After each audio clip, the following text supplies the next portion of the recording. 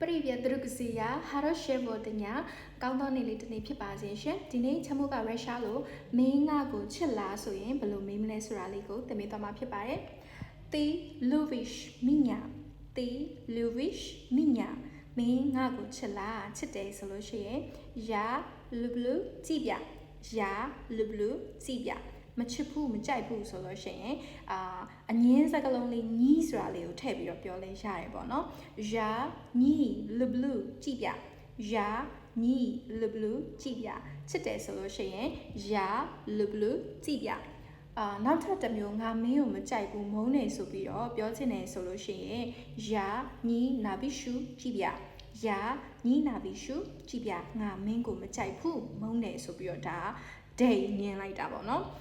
ယာညီလူဘလူကြည့်ရဆိုပြီးတော့ပြောလဲရတယ်ဒါဆိုလို့ရှိရင်မင်းကအောင်ချစ်လားဆိုလို့ရှိရင်ရုရှားလို Ты любишь меня Ты